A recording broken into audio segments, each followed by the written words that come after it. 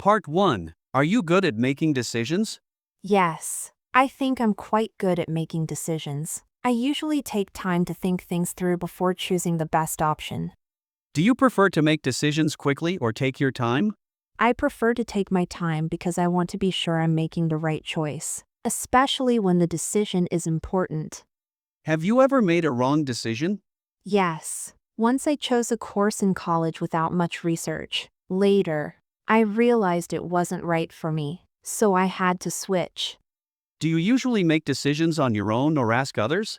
It depends on the situation. For small decisions, I decide on my own, but for big ones, I often ask my family or close friends. How do you feel after making a difficult decision?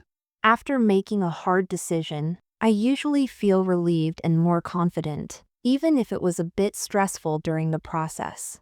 Part 2. Describe a decision you made that was difficult. You should say what the decision was, when you made it, how you made your decision, and explain why it was difficult. One difficult decision I made was choosing whether to stay in my hometown for university or move to a bigger city. This happened right after I finished high school. I got accepted into a good university in another city, but leaving home wasn't easy. I made the decision after thinking about my long-term goals. I talked to my parents, some teachers, and a few friends who had already gone to that city. I also researched the university and the opportunities available there. In the end, I chose to move. It was difficult because I was leaving my comfort zone and everything familiar. I had never lived away from my family before, so I was nervous about how I would manage everything alone. However, looking back, it was one of the best decisions I've made.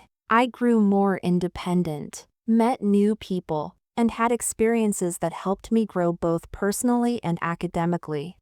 Part 3. Why do some people find decision-making difficult? Some people struggle because they fear making the wrong choice. They overthink or worry about the outcomes, which makes the process stressful and confusing. Do you think young people should be taught how to make decisions? Yes, absolutely. Decision-making is a life skill. If young people learn how to weigh pros and cons, consider consequences, and take responsibility, it helps them become more confident and mature. How do big decisions affect people's lives?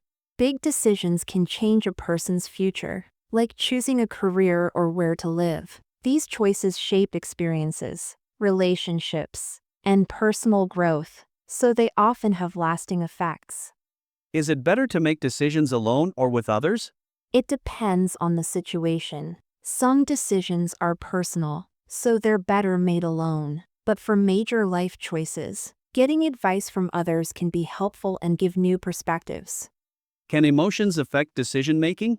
Yes, emotions can strongly affect decisions. When people are stressed or excited, they might act without thinking clearly. It's better to wait until you're calm before making important decisions. Do you think people today face more decisions than in the past?